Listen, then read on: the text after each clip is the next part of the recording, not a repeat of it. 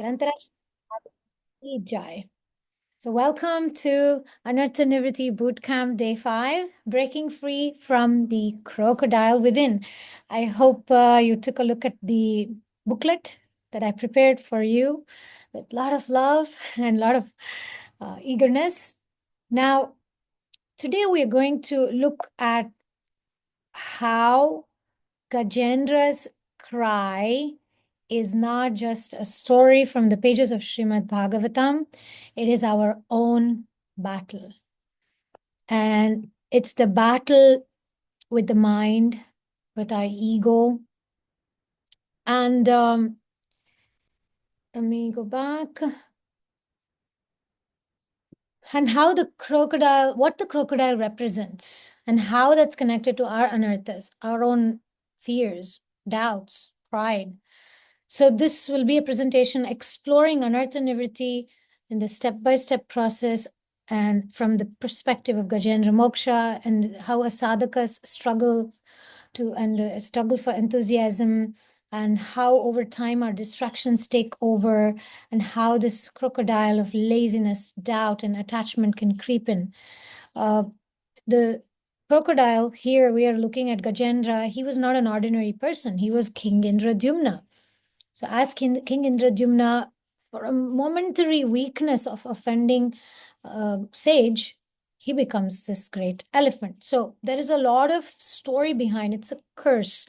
And we can all relate to that curse, being cursed to be in this material body, which we have these modes of nature and all these struggles. So how do we break free from all these things that's dragging us down? ಕಚ್ಚುತಲಿ ಕಳೆಯುತ್ತಲಿ ಆಮಕರಿ ಕಾಲು ರಕ್ತಮಯವಾಗಿ ತುಂಬಿದು ಕೊಳದ ನೀರು. So the whole pastime of Gajendra Moksha in Srimad Bhagavatam speaks of the struggle. Just like Gajendra, we also enter life with confidence, with affection of parents, education, whatever opulences, and belief in our abilities. And we fight against those obstacles. By the way, if you can't hear or there's any difficulties, you please let me know. Don't message me in the chat box because I won't be able to look at it. So just tell me if you're not able to hear. So we fight against obstacles and thinking that we can handle everything, especially as teenagers. We think that, oh, I will become self-sufficient. I will overcome my difficulties. I'll break free from struggles. I will be successful, etc. So I'll give you an example. Sometimes maybe a devotee struggles with mental health issues, but then we don't seek help. And then we think that, no, I can fix it myself. I don't need other people. And then we avoid opening up to Krishna, to devotees, to Guru, to spiritual friends. Then slowly the practice becomes weakened. We withdraw. We feel disconnected. And so this first step, when we're speaking about Gajendra Moksha in this context, we're speaking about the first step, which is humbly admitting the need for help, the humbly admitting that I need to heal. I have difficulties. Okay, so Gajendra's struggle is our journey that mirrors Gajendra's battles to our battles and our surrender. We can learn from this story. And the inner crocodile represents why we need to learn to overcome so many crocodiles. It's not just one. And one question, can you all see me also, or do you see only the screen? Can you see me in the side? Okay. Yes. Thank you. Okay, then the third aspect, the path of freedom. Again, living as part of the solution. Anartha-Nivritti leads us to that inner liberation. We need to do that in Sattva Guna. We cannot push ourselves in Rajas Guna.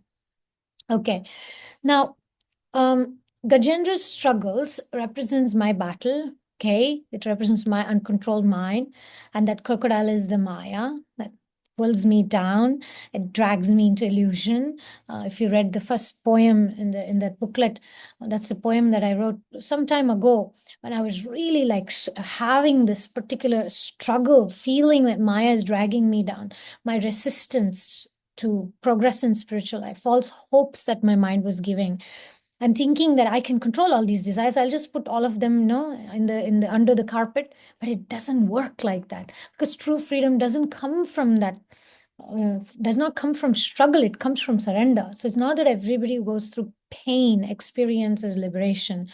So, for example, a brahmachari may be trying very hard to maintain celibacy, or in our own ashrams, we're going through some austerity, celibacy, purity.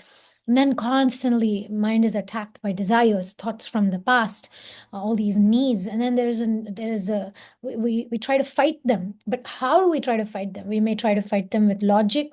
We may try to fight them with guilt. We may try to fight them with willpower.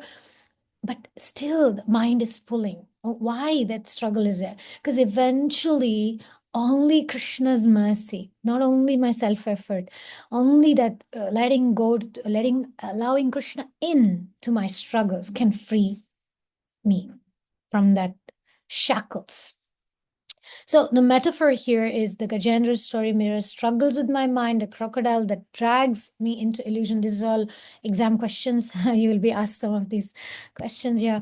And what is the journey we are exploring in this 12 steps program is 12 steps, how that Anartha-Nivritti guides me to surrender.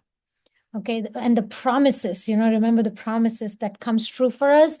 So one of the promises is that we will gain freedom, we will gain peace. And that peace comes not from my strength, my bodily strength, my effort. It comes from surrendering fully to Krishna.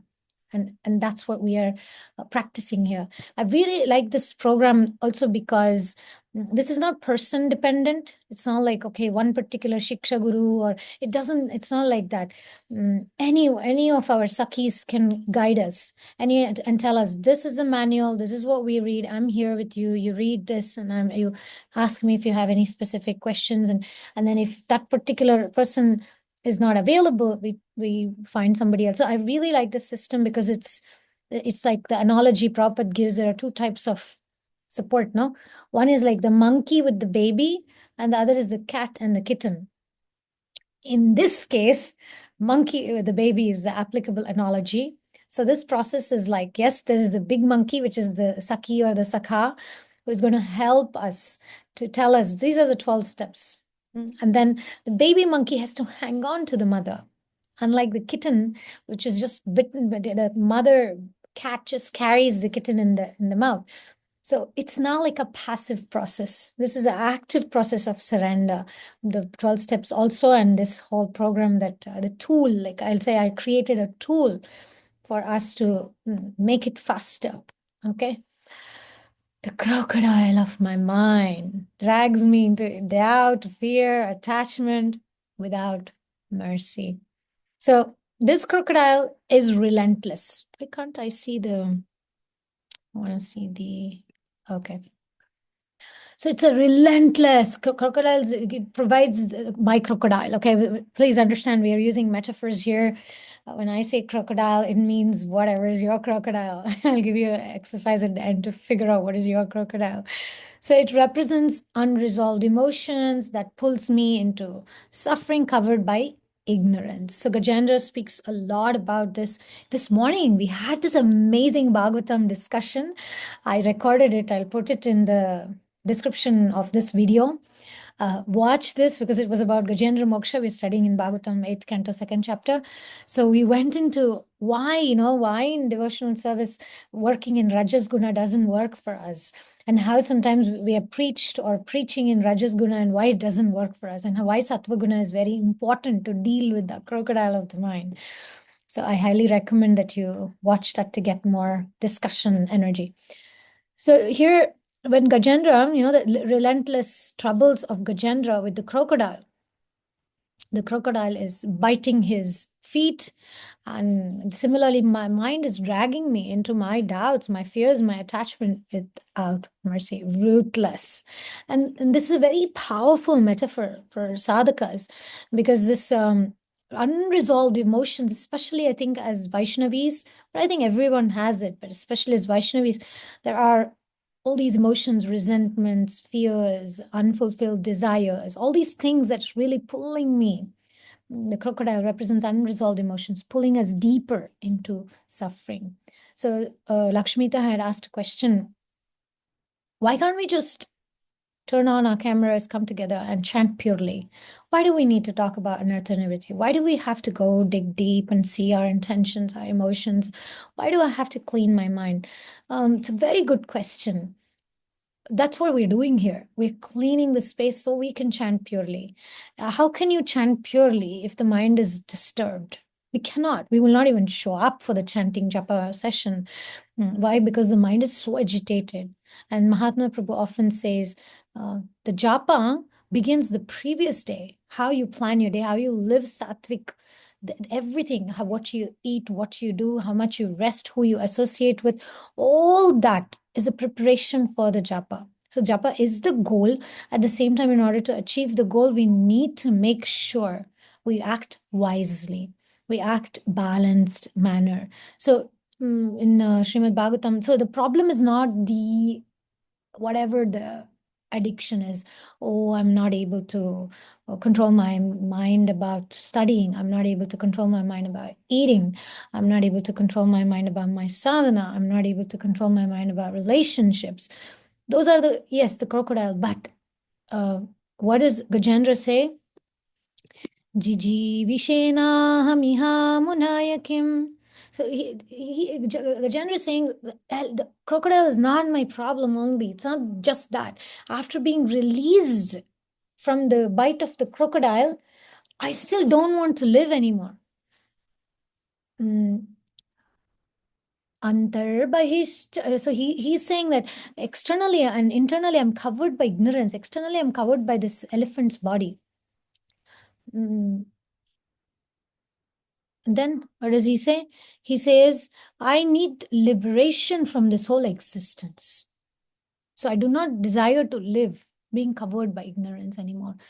So going beyond my little problems, my little addictions, seeing beyond what is actually dragging me down. So devotee is trying to do a service. As a devotee, I may struggle to go to temple, start doing service, and I may feel unappreciated. I'm doing so much. Nobody is giving me validation. I'm not going to go anymore. So then doubts begin. Does Krishna even see my service?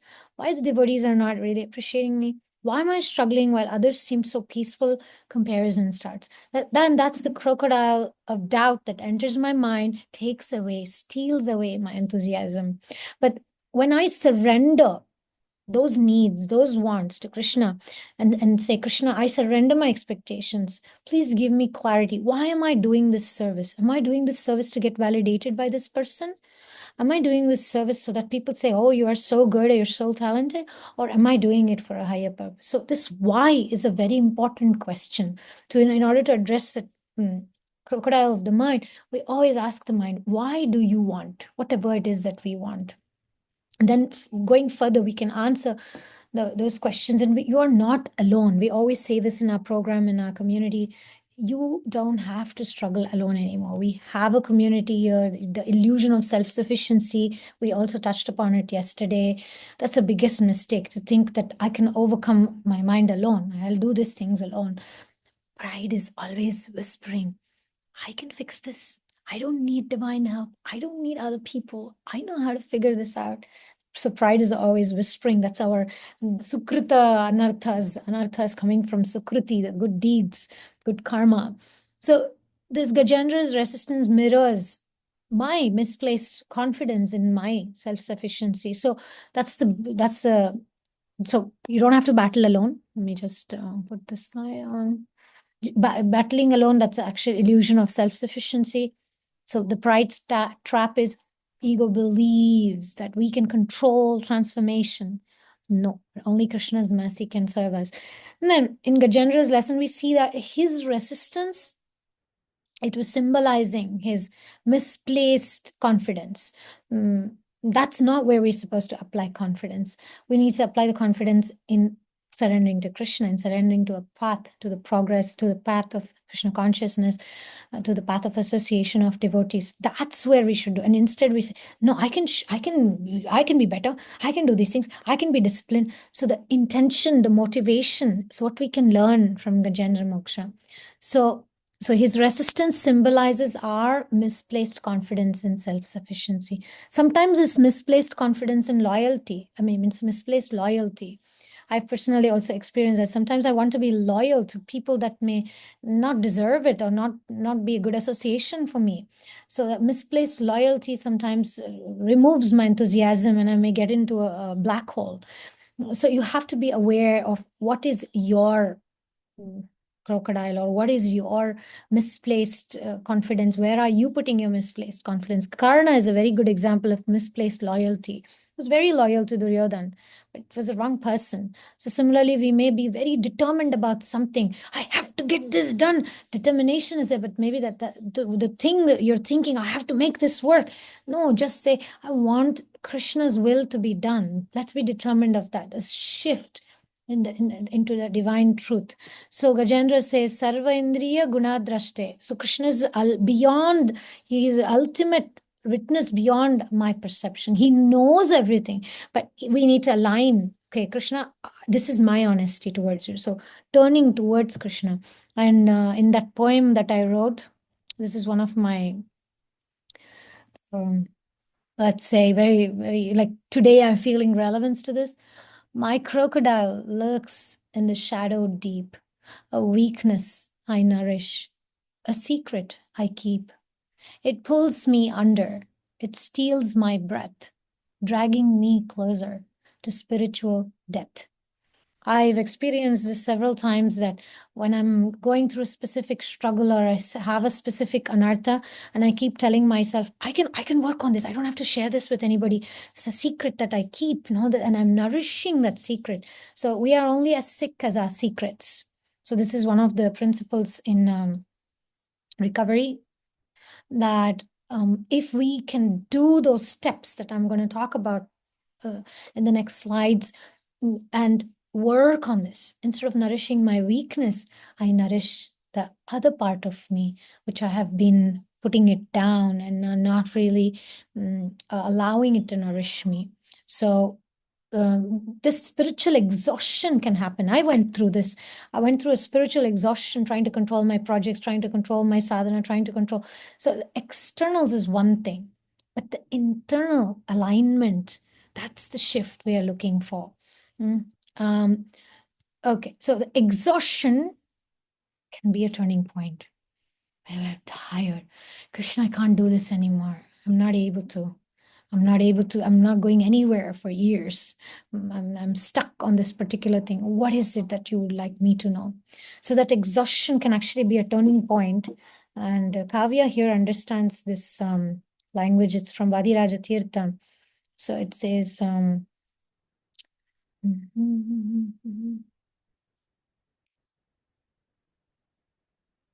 ಅತ್ತಿತ್ತ ನೋಡಿದನು ಸುತ್ತ ನೋಡಿದನು ಎತ್ತ ನೋಡಿದರು ಬಿಡದಾಮ ಕರಿಕಾಲು ಎಳೆದೊಮ್ಮೆ ನೋಡಿದನು ಸೆಳೆದೊಮ್ಮೆ ನೋಡಿದನು ಹೇಗೆ ನೋಡಿದರು ಬಿಡದಾಮ ಕರಿಕಾಲು Narayana Krishna.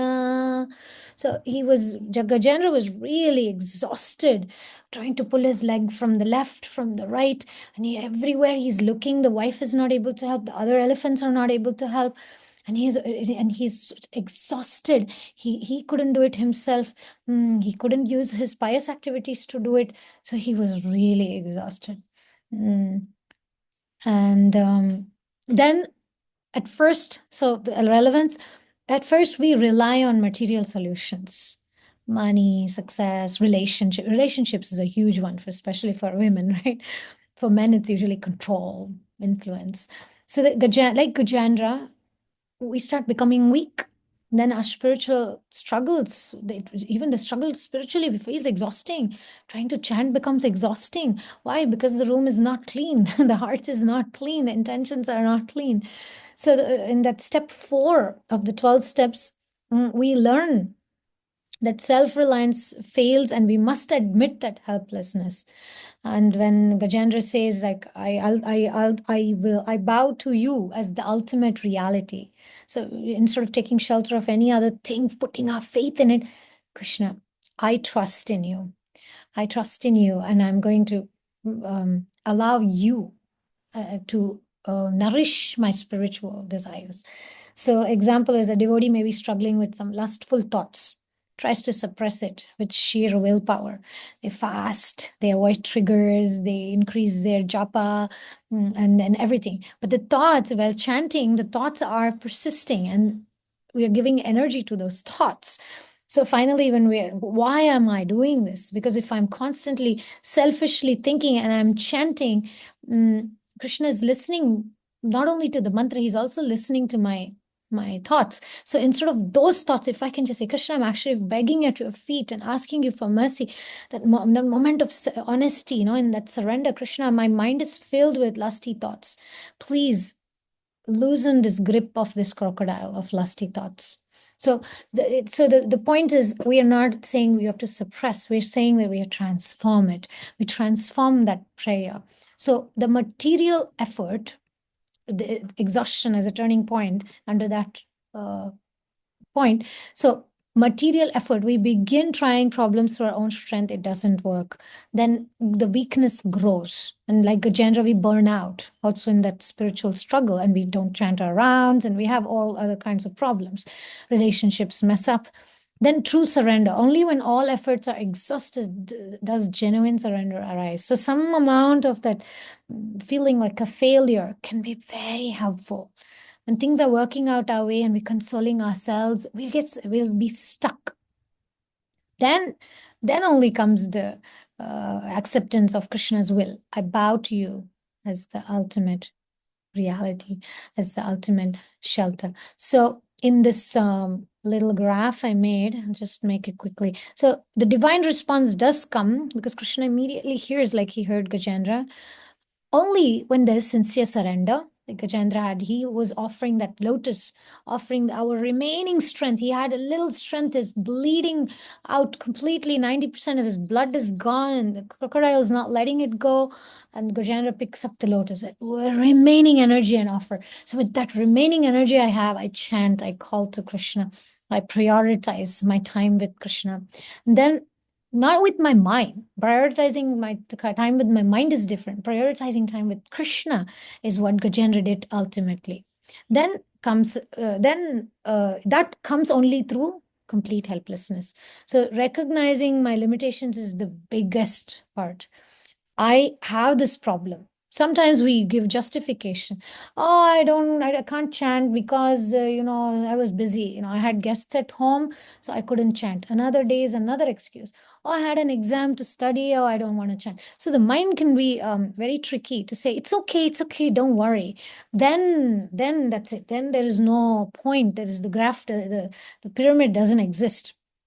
So the first is to say, Krishna, I'm really, the regret has to come that the Krishna, I really would like to, please help me. Even the remaining strength, I'm doing this, I'm offering this lotus to you, Gajendra, like he offered the lotus. So with my remaining strength, I'm doing these rounds, please give me the energy. Not that we beat ourselves up saying, we should have done that, I should have done this, and lamentation and tamas guna and rajas guna. But the sattva is to say, here I am, and this is my desire, Krishna. Then we progress. So complete helplessness, Krishna, I really would like to chant your holy name sincerely, and I want to really avoid distractions. Not that I want to avoid distractions, I want to complete my rounds because I want to be a good devotee. That may not work. But the complete helplessness, Krishna, I'm just such a struggling soul, I'm caught in the grip of these crocodiles. Maybe the scrolling, maybe I'm not properly eating, I'm not properly sleeping. All these crocodiles are catching me here and there. It's in that mood of surrender, in that mood, I go to Krishna, I bow to you, Krishna. I'm overwhelmed by financial responsibilities and family responsibilities. Please guide me. In that moment, right, that's when we're allowing Krishna. Then the problem disappears. Then the burden is lifted. Otherwise, the burden is a justification. I did it. Yes, I did it. I'm so good. I'm such a good sadhaka. Pride. Oh, I didn't do it, but it's okay. I think, oh, I'm sad. I'm so fallen. Tamas guna doesn't help. So it's like there has to be the way forward, solution. Krishna, here I am. May your will, not mine, be done. So the battle within is that mental grip that the crocodile, which is our doubts, my attachments, anxieties, and the relentless struggle, the negative forces that maintains and persists and maintains a persistent hold on my consciousness. And the inner turmoil is the Gajendra in the water, struggle with our inner demons. Exhausting, right? But there's a solution. Haribol. Last 5 minutes, we get into the solution part. The solution part is this: recognizing the first 3 steps of the program that I welcome all of you to take a saki, come to the meetings, and enjoy the experience of hope. So recognizing powerlessness, first step to 3 step. First 3 steps is all about that. So we admit that we are powerless. Krishna, I can't overcome this mind. Jiji Vishena Hamiha Moya Kim. So we just go to Krishna. Say, I can't, Krishna. I can't do this alone. But I want it. So I want your help. I want your help. It's not that I want to chant good rounds. Krishna, I want you to help me chant my good rounds. The focus is on, please help me, Krishna. Identifying the mind's crocodile. Okay, this is very important. That's what we're going to do in the first 3 steps. Identifying. That's your homework for today. Identify your crocodile. What is it? What's your crocodile? And then the failure of material solutions. What all have you tried that has not worked for you? This is what you're going to do when you're working with the Saki. You're going to write down these questions. You're going to discuss. You're going to get insight on that. Okay? Ichami Kalena. Okay. Then the next goes to going beyond those validations, like a devotee is trying to maintain focus on our sadhana and thinking about all the future anxieties and all work and relationships and whatnot, trying to be more strict, trying to be more forceful in concentration, still persistent distractions are there. Then 4th to 6th step is the magic there. That's the turning point, my dear friends. First is that after we facing the inner weakness, we conduct a fearless moral inventory. It's exhausting in the initially, but then you feel so unburdened. Unresolved emotions, resentments, people that you haven't forgiven, people that haven't forgiven you, all that inventory. And then admitting helplessness that you talk to the other person in the 5th step. 4th step is you face it. 5th step is talking. And then the 6th step is that exhaustion. Use that exhaustion as an opportunity. Become ready, become willing. True surrender arises when all material efforts are exhausted. So if you have any other material shelter other than this process, please go try that and join us. We will continue these meetings. You can join us next year. No problem. Krishna has got all the time in the world. So if you have any other options to try, please do that before you join our program. Okay, now what happened to Gajendra is because after years of struggling, he finally gave up that fight. But the real fight began when he lifted his trunk and he offered the lotus to Krishna. So this was not a mechanical act, it's a deep realization that only Krishna can save me. So if you have that conviction, this program will work for you as it worked for me. Then that's when after that comes the 7th step. 7th step is after the first 6 steps. After the first 6 steps. By Krishna's mercy, the crocodile's grip is broken. That happens only in the 7th step. So the divine intervention happens only in the 7th step. You have to become ready in the first 6 steps. And we keep quoting, right? My dear Doshna Aishwarya, you remember the prayer, we keep quoting, right? The 7th step prayer is the divine intervention. We keep saying, Krishna, please, like Prahlad Maharaj mood, please, good and the bad, please take it.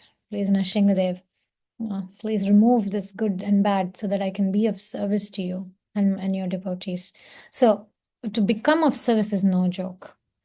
But transformation comes only after acknowledging, only after honest assessment, only after we're really prepared for the transformation. So sincere surrender, after the first 6 steps is when the sincere surrender prepares us. And then after the sincere surrender is the liberation from the grip. Then only transformation happens. And the transformation happens only when we, how do you say, step our foot in that unconditional mode. May your will not mine, be done. Okay. Let's see, it's already time, I think. Yes, it's already time. I think we will continue the next slides, the next presentation, because we are still into, yeah, we'll talk about Gajendra again in the next couple of days, because we will be going deeper into the step one. But do you have any comments or questions? Now is a good time.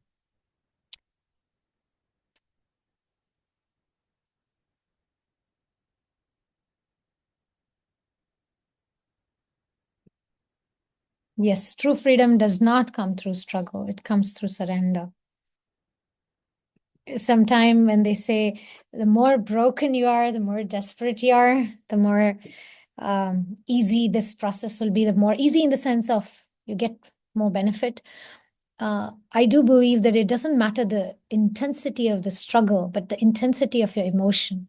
So somebody, like I know some friends I have who lost everything and they came to the program and they gave it all and they got a lot out of it. And some other times it's not that we may have lost physically homes, but I may have lost a sense of my identity, feeling, oh my God, I'm such a bad sadhaka. I'm not doing this or that. And that also is a desperate moment of being caught by the crocodile. Any other comments? Doshna, Deepika, Lakshmita, you have any comments?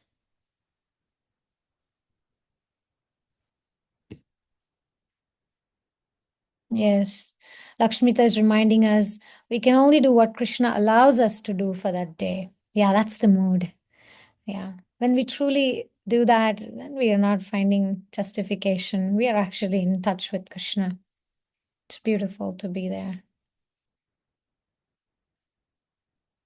I am happy to see all of you.